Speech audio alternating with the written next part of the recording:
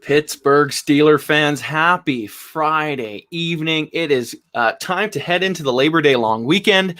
I don't know about y'all, but I am super excited for it. A couple days off of R&R before, NFL football is back this coming week, less than a week away, Thursday. This coming Thursday, there's NFL football of any kind on our TV screens. I cannot wait. I couldn't be more excited for this. This is a long time coming, and I am absolutely thrilled right now. I'm super stoked for football to be back. Super stoked for Steelers to be watching the Steelers again. It doesn't get much better than that. Now, before we get into the topic of our show, which is breaking down the Steelers in a fantasy football world, there is a little bit of breaking news. Of course, tomorrow, Saturday, September 5th, I believe, is the official cut down day for NFL teams to have the rosters down to the 53-man roster plus the 16-man practice squad. Apparently, the Steelers have reportedly already cut ties with Tuzar Skipper. So that's the first name that we've heard on the cut list from 80 down to 53 plus 16. So if the Steelers are to take only players from their own practice squad, or from their own team, if they go full out, they'll only have to cut 11 players with 16 others joining the practice squad. Again, that is Tuzar Skipper, last year's preseason phenomenon, kind of fallen out of the league already. Apparently, the suitors weren't quite there as it happened a year ago when the Steelers cut him after his 5-sack preseason. That was pretty crazy. I already see people in the live chat here. Donald's asking, what Skipper cut? How do you know this? A few people on Twitter, including Brooke Pryor of ESPN, have noted this. I also believe it is included in our Behind the Steel Curtain look at the cuts that have happened so far and all the rumors that are going on around the league. So yes, Tuzar Skipper reportedly is the first name on the cut list. And you can find that article that will be updated as the cuts come in up until the 4 p.m. Eastern time cut date down tomorrow. Another big name that has already been cut that just came through moments ago from Adam Schefter, Josh Rosen. So the former top 10 quarterback from 2 seasons ago from the Arizona Cardinals, then traded to the Miami Dolphins, has been cut. So that is a pretty substantial move right there in its own right. I couldn't even imagine where it's going from there. So that's pretty big. We will see where the rest of the cuts go. Getting back to Josh Rosen there, he is going to be one of the more interesting players I think that we'll see get released, specifically because he was a top 10 pick just 2 years ago. Of course, I think he still would have been in Arizona had the cards unfolded a little bit differently. If Cliff Kingsbury didn't decide that Kyler Murray was his guy, then of course going to Miami, kind of losing his confidence, losing the job to Ryan Fitzpatrick, and then the Dolphins drafting to Tagovailoa with what I believe is a 4th overall pick at this point. So right there, that's those are your players that have been noted to be on the cut list. So yeah, just keep your eyes onto Behind the Steel Curtain, our social media and our website. We will be updating you guys as it goes along. Moving into the topic of today's show, a little bit more light-hearted conversation. We are looking at the fantasy options here in part 1. We'll be talking about the Steelers' offensive players, breaking down where they're going to end up fantasy-wise, where they're kind of ranked, and whether or not I would take them in our fantasy league. Also, when it comes to drafting Steelers, I'll give you my opinion on that, drafting your favorite team. Really quick before we get in that, Andrew Wilbur says, what would you say to signing Rose and Mr. Beck? If you've read any of my articles around the topic, I've been someone who's in favor of potentially bringing him in as a third quarterback to compete with Mason Rudolph, to be that QB2 for a couple of years until Ben hangs them up. Now that he's been released and absolutely no one's interested, if it takes pennies to get Josh Rosen, I don't see why not. Just bringing another quarterback in. Obviously, someone who has top 10 potential. you bring them in over an undrafted guy like Devlin Hodges. Like, I'm sorry to duck, but it's a top 10 caliber quarterback for a reason. It's only been 2 years since that's happened, and he's been supplanted by first overall picks or projected first overall picks 2 years in a row.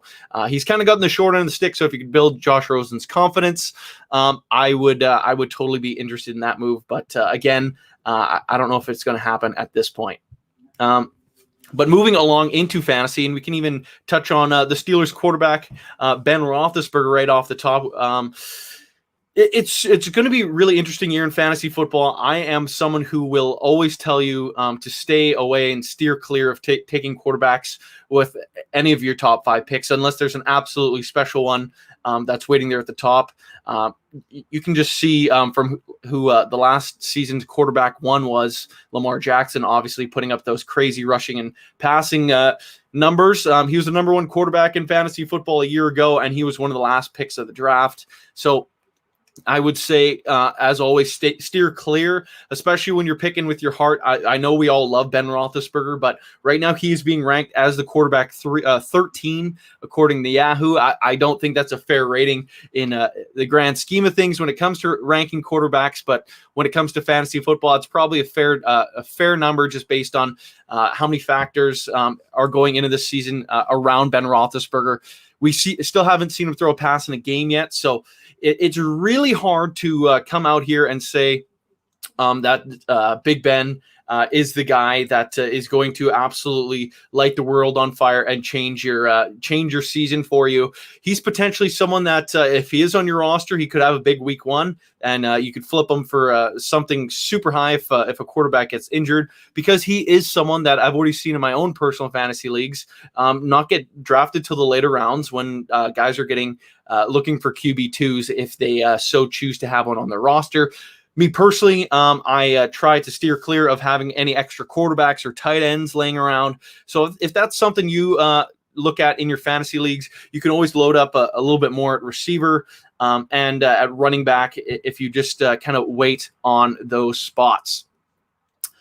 With Ben Roethlisberger, he is projected to have 325 fantasy points, which is a pretty solid number. Again, right around the league average. But a year ago, of course, he only had 12. That comes from a game and a half of football. So it's going to be one of the more interesting players in all this is Ben Roethlisberger. I know as Steelers fans, we kind of look at Ben obviously as one of the best players of the last 20 years because he was. Picking with your heart is probably not the way, especially if you have big money involved. I would probably avoid taking Ben any higher than probably that 13th quarterback, just because we still don't know what we got. If we got Big Ben as good as he can be, absolutely that might be the steal pick of the draft. But Ben Roethlisberger is someone that I'd be a little weary on in the fantasy football world. But the rest of the Steelers players, interestingly enough, basically everyone is projected to do a whole lot better than they were that they did finish at a season ago. So with that all being said, obviously the fantasy football world is kind of expecting the Steelers offense to bounce back under Ben Roethlisberger. So if they're really expecting these big number years out of the receivers and running backs, I think they're only saying without actually saying it is they are fully prepared for Ben Roethlisberger to come back and be one of those great players. Of course, when he was fully healthy in 2018, he was the number 2 fantasy football quarterback. Is he going to do that again?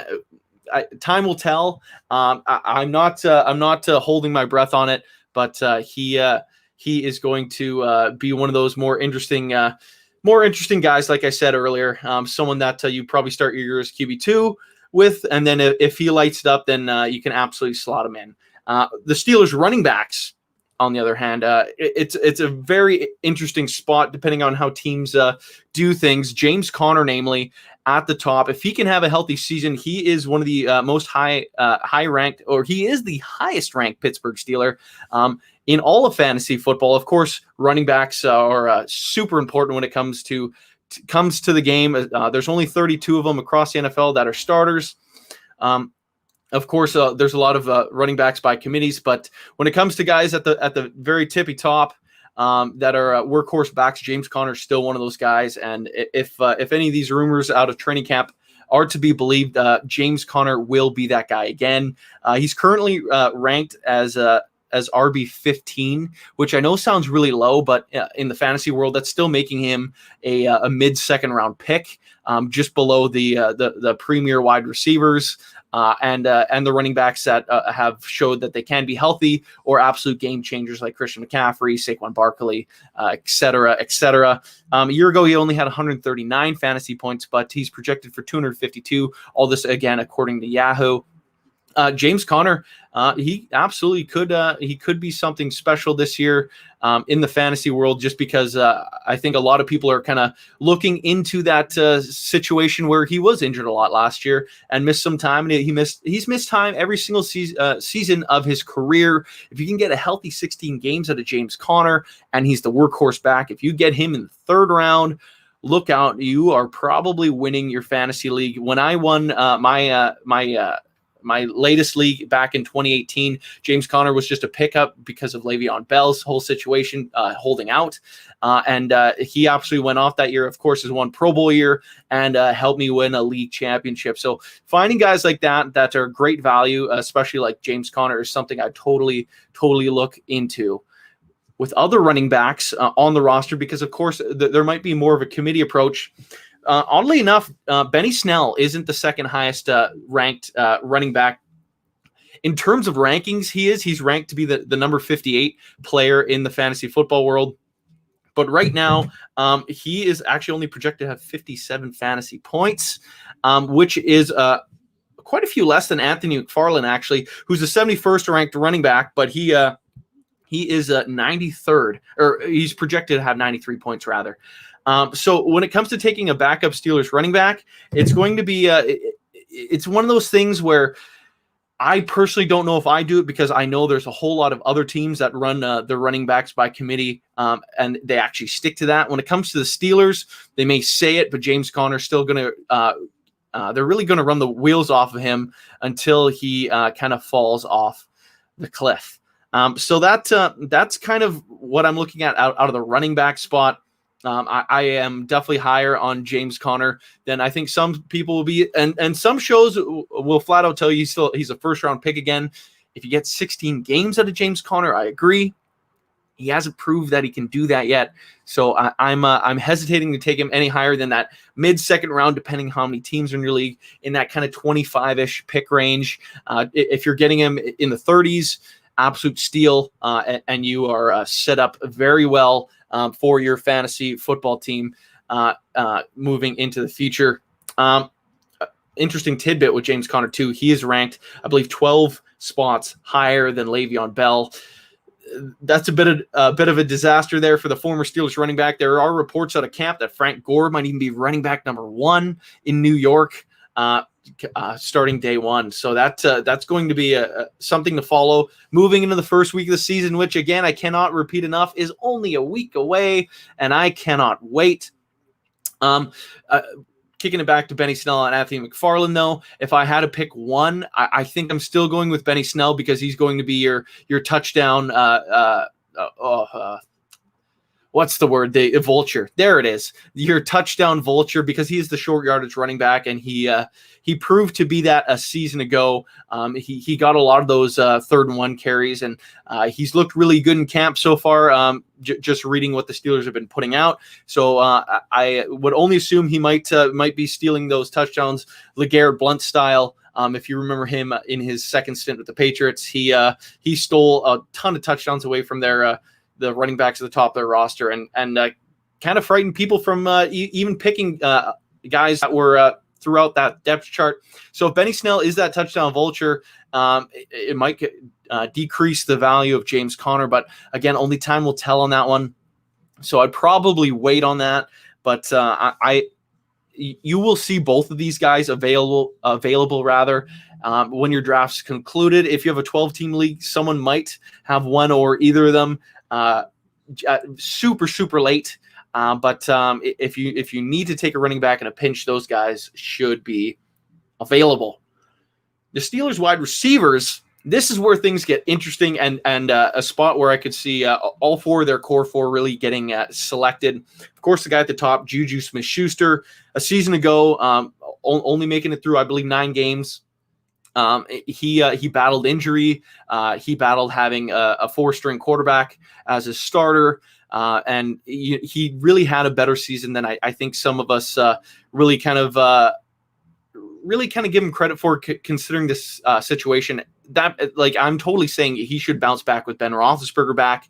Juju, he's projected for 130, or he had 113 points rather last year. He's projected at 265, so a giant bounce back, putting him in the range of over 1,000-yard season, a couple touchdowns, whole bunch of receptions. If you're playing PPR, Juju is going to be the number 1 target for Ben Roethlisberger again. They have the most chemistry with one another, especially in their early season before Ben really kind of gets anything going with Deontay or Chase Claypool, for that matter, because they really haven't played together all that much. Juju's going to get the majority of the targets when it comes to receivers, and he is someone that's probably going to be taken in that 3rd-round range. He's not really in that first-tier receiver, those Michael Thomas types that you already know are going to get well over 150 targets. And I'm not saying Juju can't, but the guys at the very top will be taken a lot higher and have a bigger impact on your team. But if you have a guy like Juju, just know you have a solid wide receiver. It probably also means you took a running back with your first pick, which I always recommend doing because there isn't a whole lot of them, and you need to fill those running back spots. The next wide receiver, Deontay Johnson, is someone that I have in one of my leagues. Deontay is actually projected to do pretty well. He's the 33rd ranked wide receiver in fantasy football. This year, a year ago in PPR, he had 155 points. Really solid for a rookie, especially someone that's getting not a whole lot of love from the outside media world, but he is projected to have 214 points himself, which would be a really nice year for a wide receiver too. If he's one of your depth players or a wide receiver 3 in your roster, then you're probably looking pretty good, sitting pretty with Deontay. I could totally see him break that 1,000-yard plateau. He was the closest Steelers receiver to doing that a year ago as a rookie, and with, of course, doing it with Mason Rudolph and Devlin Hodges. If he can build a little bit of chemistry with Ben Roethlisberger, expect Deontay Johnson to have a good year, and is someone I would absolutely take in my league. The next two, it's kind of interesting to see how this will get played out between James Washington and Chase Claypool. For me, in my leagues, of course, being in the region that I'm at and having a group of friends that know Chase Claypool personally, he goes in all my local friend group leagues just because of proxy. So I'm probably more biased to saying he is someone that's going in a lot of leagues. But if you believe the reports out of camp, he's been one of the best players at training camp. He's been making the most flashy plays. I could see Chase Claypool having a really solid year, and he could potentially have more points than James Washington. That being said, James Washington is still projected to have a better fantasy year than Chase Claypool. Washington, of course, is ranked 63 amongst wide receivers, which is still in that draftable range. He is projected to have 160 points himself. Chase Claypool projected to have 123. Of course, James Washington had 131 last year. So if that's anything to go off of, James Washington in 2019 would have beat out Chase's projected total. So that is something to keep in mind, but I think the guy with the highest upside here would be a Chase Claypool, especially in your leagues. I know if you're playing with a ton of Steelers fans, it's going to be a whole lot kind of like being up here in Vancouver, Canada, where Chase hails from. So he is someone that's going to go. If you're in a league with not a load of Steelers fans, he's going to be that secret weapon, and someone you can take with your third last pick, because of course you take a defense and a kicker with your 2 last picks. Do not make that mistake of not doing that. I'm telling you, it's a mistake. Take those guys at the end. But Chase Claypool is someone that I would absolutely take, especially in your dynasty leagues, especially in those leagues, the keeper style, where you can keep chugging along with the player, because Chase Claypool is someone that projects to only grow and get better and better and put up bigger and bigger numbers. So especially in those leagues, make sure you pick him up. Next, we can move on to our tight ends. It's really interesting to look at this group because Vance McDonald at times in years past, it has been a draftable tight end. I don't see it anymore. I think that's someone that you pick up when your players are on a bye week. Because when you look at it, Vance McDonald through last season only put up 79 points through the entirety of last season. Eric Ebron, who had a season shortened way down because of an ankle injury and a surgery that followed, had 81. And I know Vance did miss a little bit of time, but Eric Ebron beating him out with just a couple games under his belt, that's a little sad without getting a full season in. I fully expect Eric Ebron to be one of those guys that climbs back into the top 10 tight ends of the league. In all of my leagues, he is a complete unknown into this draft. Of course, people know what he did in 2018, but they have that 2019 thought on Eric Ebron, and they just flat out aren't taking him. So that's another guy you can take late if you're thinking about having a second tight end. I think Eric Ebron would be a great guy to have on your team. I know in one of my leagues, I have Darren Waller, who is a top 5 projected tight end. And then with one of my final picks, Eric Ebron was sitting there, and I just snatched him up. At the very least, if you're in a situation like that, you only play one tight end a week, but you'd be able to flip one of those guys. Say if Eric Ebron reverts back to Pro Bowl form, you can flip the guy that you took much earlier in the draft, who's a bigger name value, and bring yourself back a higher return. So always kind of keep that in mind when it comes to trading players, because it is a part of the game. And if you have someone with a higher name value to the people you're playing against, keeping the relative unknown might work a little bit better in your favor. Tyler Acuna actually asked here, Blake Jarwin or Eric Ebron? You know what? I think Eric Ebron is someone I would take higher than Blake Jarwin. Eric Ebron is, I think he's going to have quite the bounce back year. I'm not expecting him to go off for another 13 touchdowns and put up his first 1,000-yard receiving year as a tight end.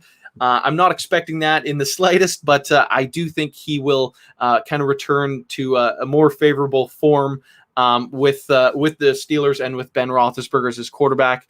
Of course, Jacoby Brissett being the guy from last year, who I believe is still in Indianapolis, but buried on the depth chart, and could potentially be someone that gets cut on that Saturday deadline. So if you're listening to this podcast on the podcast platforms, just know that if you're listening to this and he's already been cut, this was recorded Friday night. Keep that in mind.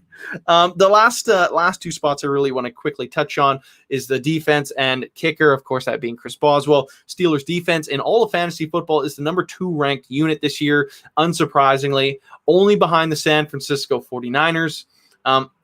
Again, stick to the philosophy of taking your defense and kickers with your last 2 picks. I am pretty high on the Steelers defense because they turn the ball over so much and rack up a ton of sacks. I think the unit's only going to be better this year than last, which might be hard to believe because how good they were. But with Stephon Tuitt returning and a full year of Minkah Fitzpatrick and Devin Bush in the system, I can only expect this unit to grow as a team and be even better than they were a year ago, especially because the offense is going to be better and they won't have to spend so much time on the field. Kicker-wise, Chris Boswell is the number 17 ranked kicker in all of fantasy football. I know he had that down 2018 season, rebounded a little bit last year. He'll have more opportunity to kick game winners this year because the Steelers are going to put up more points on offense. So he will be in more position to kick more field goals. So what he does really kind of depends on where his confidence is at. And I wouldn't be surprised if he has a better season than he did a season ago, points-wise. But because he is that number 17th ranked kicker, he will be available with your last pick of the draft when that goes out.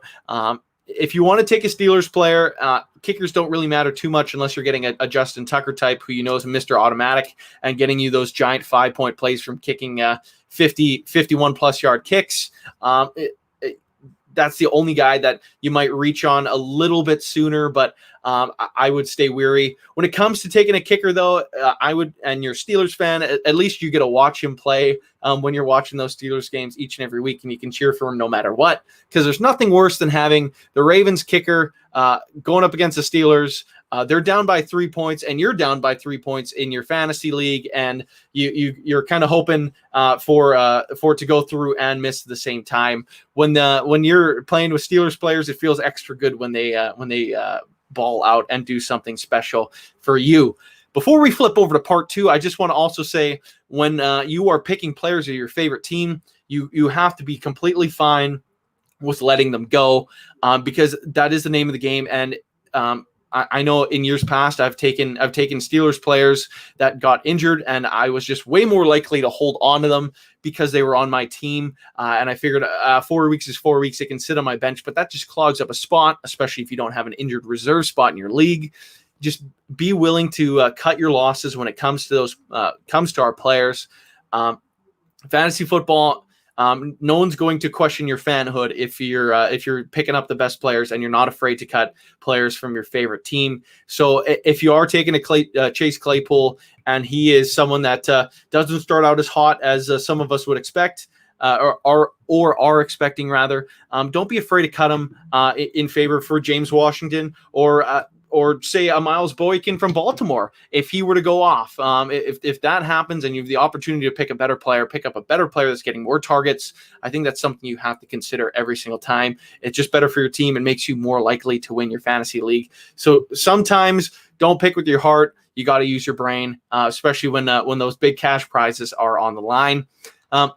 Again, of course, you are listening to the live mic, and if you like fantasy football, if you like the weekly pick'em, BTSC is playing our yearly Yahoo League, where you are more welcome to come in and take on your BTSC staff and fellow readers of the website.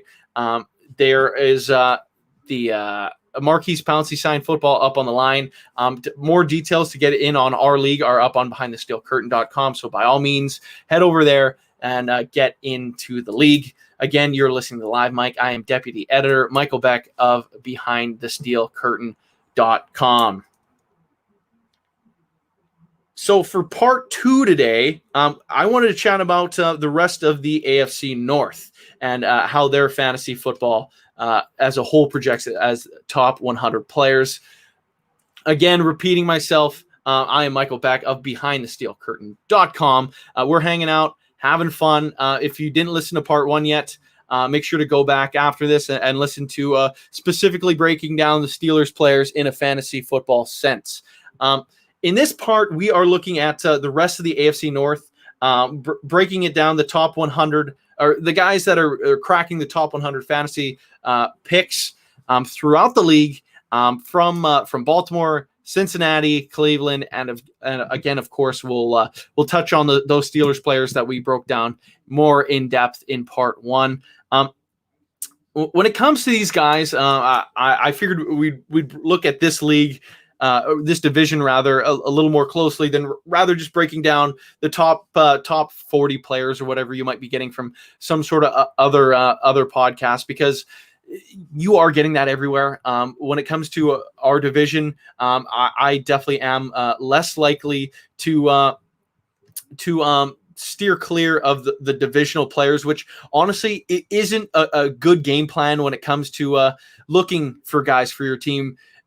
This game is about having the best players on your roster, and you shouldn't brush off anyone just because they happen to play for the Cincinnati Bengals, because there are some guys even on that roster that are going to have really good seasons. Wes Hickok even asked about AJ Green, who was injured a year ago, didn't play a single game. I know that because he was on my team, and that hurt royally. I don't really know what to expect from AJ Green, to be honest with you, Wes. This is going to be a really, really kind of dicey pick. As Andrew Wilbar says, boom or bust, I'm avoiding him. I would agree with that. The Bengals offensive line still isn't that great.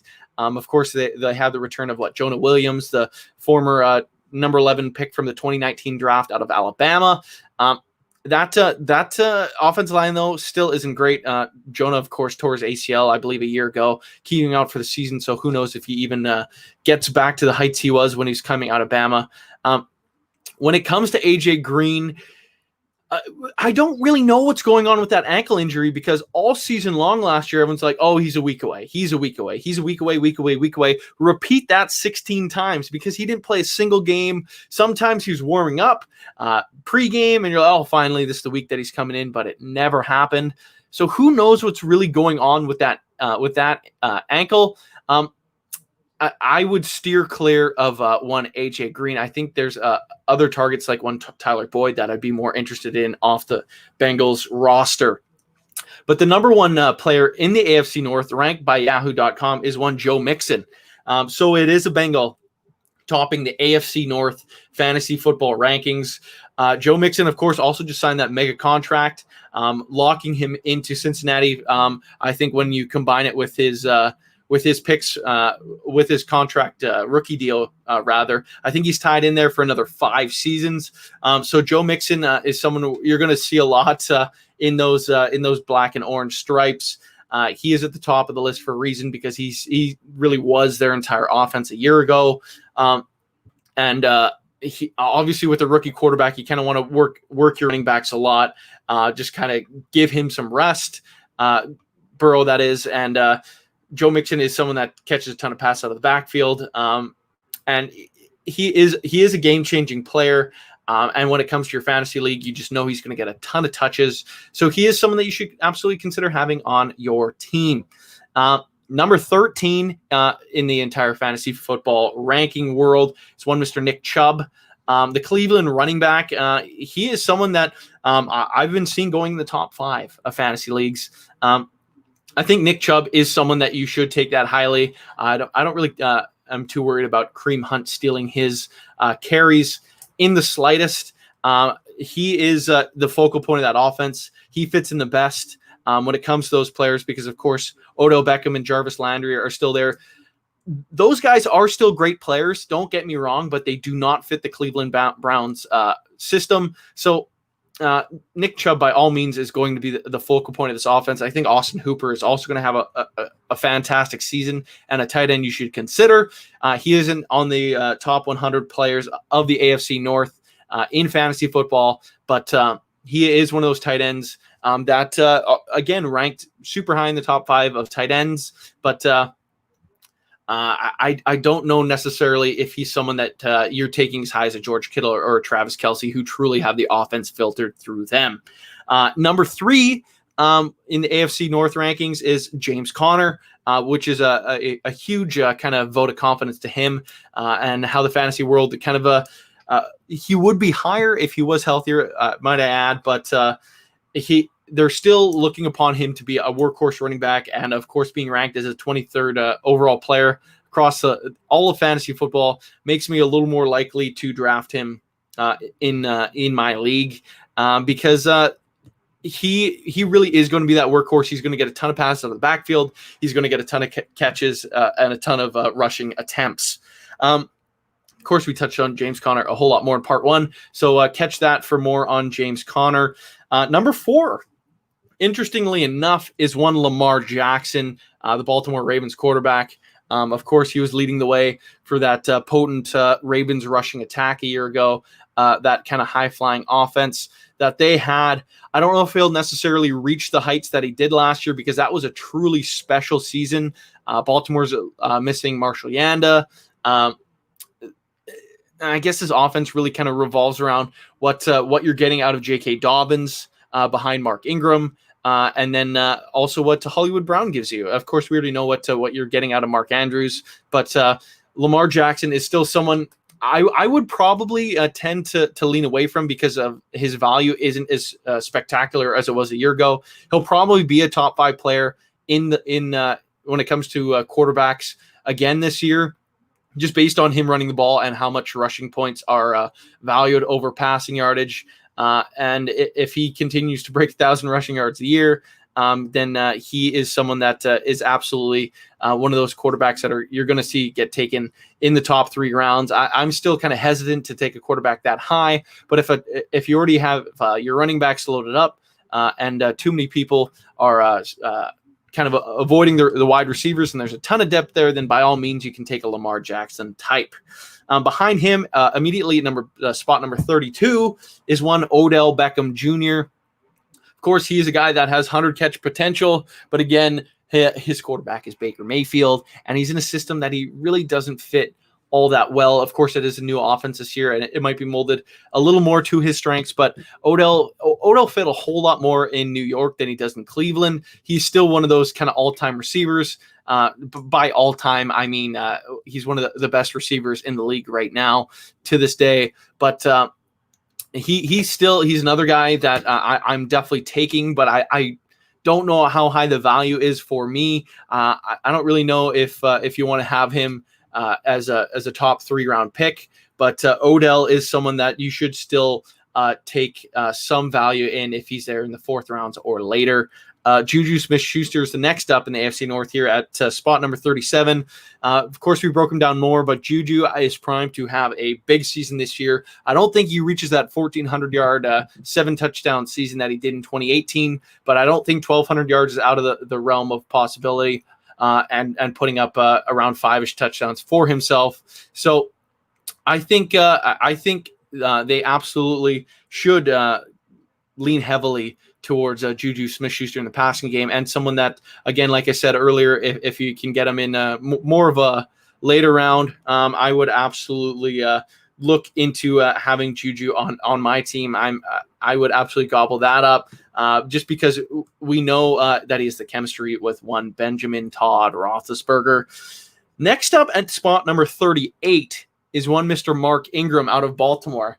This is one player I'm going to tell you to steer clear from because that running back carousel in Baltimore is an interesting one because we all know Gus Edwards still got his touches last year.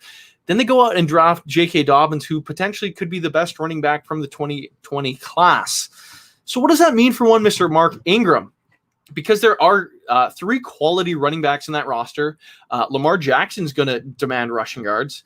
I just don't see Mark Ingram doing anything more than 1,000 rushing yards. Sure, that would be great, but I think that's his ceiling really this year because how many other people are around him and who's commanding the ball on that offense? Of course, they run the ball a ton because they typically explode out to early leads and just wind the clock down with a smash mouth kind of football, but there's other running backs there. He doesn't necessarily will be that 3-down player in 2020, but he still will be fine. He'll still get his touches, but just take it with a word of warning. If he goes high, be thankful he's not on your team because he is someone that could potentially you be looking back at the end of the season like, oh man, I am pretty grateful that I steered clear of him.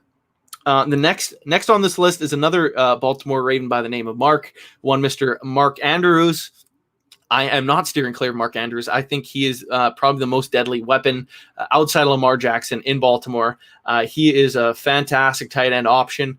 He gets a ton of targets, and he does a lot of things really well in the passing game as well as blocking the running game. The Baltimore Ravens view him super, super highly, so we should as well as fantasy football players. Just because of how good he has been in the past, and I only expect him to have another great year. I don't see him surpassing George Kittle or Travis Kelce for those top 2 spots, but if he was the number 3 tight end in fantasy football this year, I wouldn't be surprised in the slightest by that. So take that into your leagues. If he's sitting there after other tight ends come off the board, I would absolutely take a Mark Andrews in my league and have him on my team. Number 61 in this top 100 is Mr. Kareem Hunt out of Cleveland. I don't love this one either, much like Mark Ingram, because Nick Chubb is probably the Cleveland Browns' best offensive player. And the offense runs a whole lot better when he's on the field. Of course, Kareem Hunt was really good as a Chief, but what we've kind of learned is the Chiefs don't really care who's at running back, because whoever plays back there behind that great offense line, and those receivers that take the top off and force safeties to play deep, and that all-time tight end that demands double coverage, the running game is completely open for the Chiefs. I think that's why Kareem Hunt thrives so much when he's in that system. He'll get his carries, but I just can't see him having more than, say, 800 rushing yards, because of it's foolish not to have your best player in the field. And I would have Nick Chubb on the field out there a ton. I know Cleveland ran some 2-back sets last year featuring both guys on the field, but I think something that we learned is Freddie Kitchens wasn't a great coach. And I don't know if that philosophy is going to stick around now that he is gone. So that's one of the things to keep in mind. I would look elsewhere at running backs around the league, like a Chris Carson type. He is the number 1 in Seattle, regardless of who they drafted. He still is their number 1, and is right around the same range. I would take a Carson well before a Kareem Hunt. Moving things along again to number 63, back to Baltimore, one Marquise Hollywood Brown. He is one of the more interesting options. I'm not super high on him. He put on 20 pounds in the offseason, which for a speed receiver, I don't know how well that is going to work for him. He could, if he steps out on the field and has the speed and a bigger size, yeah, he is going to be a game wrecker and someone that you would be foolish not to have on your team. So I would have Hollywood Brown out there if that's the case. But again, that's one of your gambles, but he is a high upside guy. I think he will have a better season than he did a year ago. Wide receiver 63 is pretty fair. And that kind of puts him in the range of Deontay Johnson and the next player on our list. But before we get to him, I think I would stay away from Hollywood personally. I still don't know what it is, like what he has in the tank. I think Hollywood Brown he absolutely could explode this year, but I need to see a game out of him first. Not having preseason makes it scary. So I would probably wait on it on Hollywood. He may be a guy in the future that goes a lot higher, but this is a gamble, roll of the dice on Hollywood Brown. The next guy on the list is Tyler Boyd. I think this is a solid pick. I think he's absolutely going to be Joe Burrow's number 1 target in Cincinnati, and I am getting him the ball early and often and involved in that offense. Tyler Boyd absolutely should be a 1,000-yard wide receiver, and I don't think there's any questions about that. So if you're in that range and Hollywood Brown's there and Tyler Boyd's there, I'm taking Tyler Boyd 10 times out of 10. He just fits the system really, really well.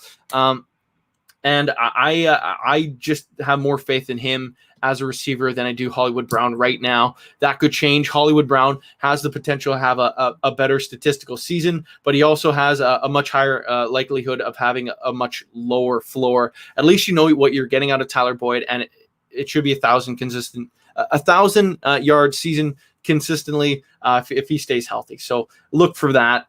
Next up, another wide receiver, this time going back to Pittsburgh, Deontay Johnson. Deontay is the truth. He is the man. I think this is another guy, because we saw what he could do last year with the quarterbacks that he had, nearly 1,000 yards. He put up some touchdowns. He looked good in the punt return game. Of course, that doesn't count unless he gets in the end zone, which he did do a season ago, which helped get him second team All-Pro honors as a punt return man. If you can do that again, that just gets you more points for that week. But Deontay Johnson is another player that I look a little more glowingly on than a Hollywood Brown type, because I think Deontay with Ben back absolutely should be the second of 2 1,000-yard wide receivers in Pittsburgh.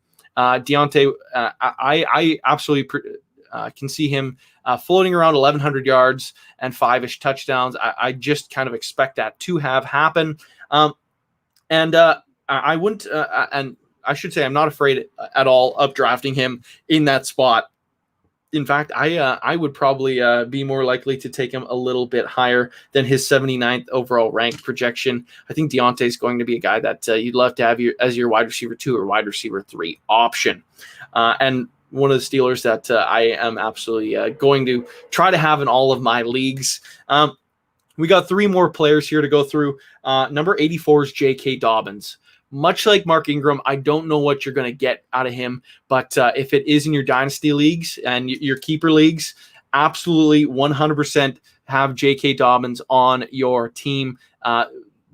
He is going to be the future of that backfield. Mark Ingram can't go forever. He's played a pretty long career already in New Orleans. Of course, his second year in Baltimore, but J.K., a lot of experts had him above DeAndre Swift, Jonathan Taylor, guys that went ahead of him, Clyde Edwards-Helaire even. Some people are projecting Helaire to have an amazing season as a side note, so don't be afraid to take him out of any of the rookies. He probably has the best season. But J.K. Dobbins in 2020, if it's not a keeper league, I would probably look in other directions than J.K. Dobbins because, again, when you're looking around what's already there, Mark Ingram, Gus Edwards, Lamar Jackson, who are all going to carry the ball a ton, I would just avoid that by any means necessary. But because of his future and his upside, if you're able to get him in a later round to hold on to in your dynasty leagues, he is going to be a guy that really kind of helps you down the road in the future because he will be an RB1. He will be 1,000-yard back. He just has those intangibles that transfers over to the NFL really well. And I think that's why Steelers fans really wanted the Steelers to take him with that 49th pick. I'm still super stoked we have Chase Claypool, but J.K. Dobbins in that spot is huge for your fantasy future. 2020, I avoid it. 2021 or your dynasty leagues this year, absolutely take him. Make sure he is on your team. Number 89 is another Steeler, Ben Roethlisberger. He is the second quarterback to this point on this list, which oddly enough, this list does not feature Baker Mayfield, but it does feature the other projected starting quarterback in the AFC North, who we will get to last and next. But Ben Roethlisberger, if you are of the mindset that you need a QB2, or if you play in a 2 QB league, such as a Superflex league that involves a quarterback, Ben Roethlisberger is a great addition to your team. I think there are some guys that are going to have a ton of points ahead of, like obviously Lamar Jackson, because of his rushing ability, is going to have a ton. Pat Mahomes is going to have a ton because of just who he is. Tom Brady, even just because of his weapons, he should have an amazing fantasy year as well.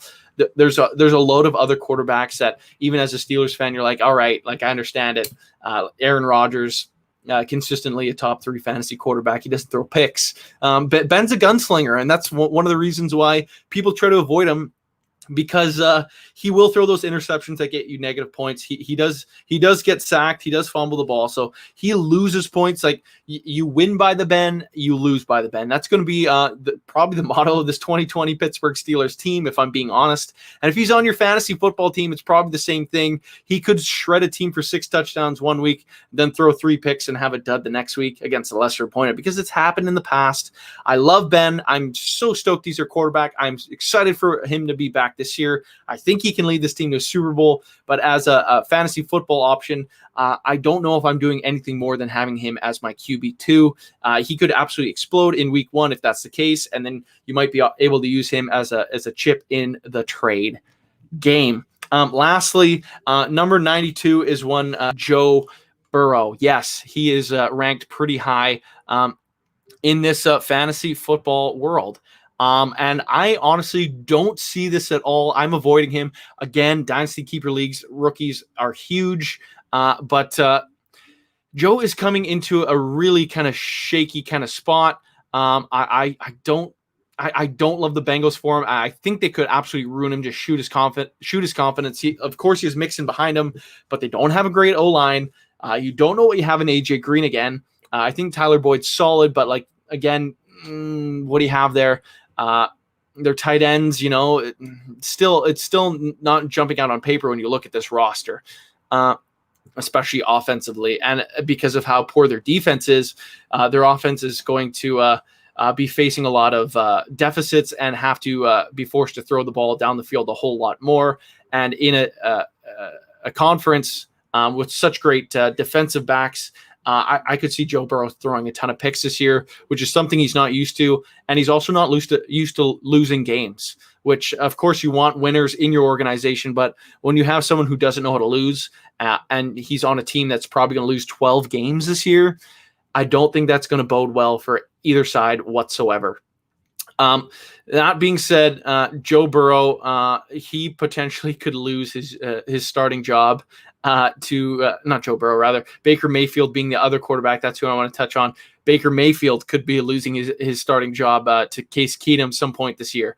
It's a legitimate possibility that could happen. 3-year, $18 million deal for Case Keenum. Of course, he's not just brought in to hold the clipboard. He was brought in to push Baker Mayfield to make him a better player, because I don't think he really has been pushed too much with Hugh Jackson and Freddie Kitchens as his coach in the past.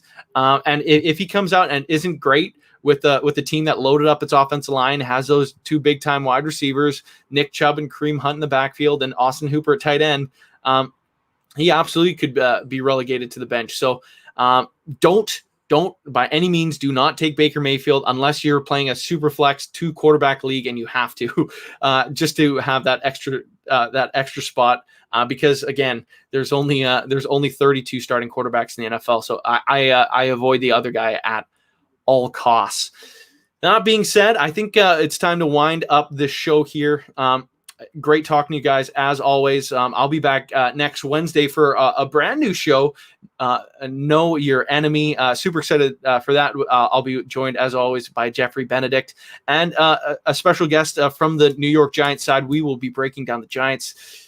Ladies and gentlemen, NFL football is back on Thursday. The next time you see me, it'll be the day before. It'll be NFL Eve. So I'm super ecstatic to talk to y'all then. Again, thanks for joining me today for your fantasy football breakdown. Draft well. Don't take kickers and defenses any earlier than the second last and last pick of the draft. If you can learn anything from today, make sure you take that with you. Mike said, don't do that. Again, tomorrow, Saturday, cut down day. Make sure to keep your eye on behindthesteelcurtain.com to see how that kind of shapes up there. And again, our Survivor League with BTSC, go to behindthesteelcurtain.com. You can find the article and join our Survivor League to potentially win a Marquise Pouncey signed football. Whoever finishes in first of that league will be going home with that. So again, guys, enjoy your Labor Day long weekend. I'm Michael Beck, the host of the Live Mic. I will be excited to join you next week. Have a great weekend, and football's back, baby. Doesn't get any better than that. Have a great night, guys.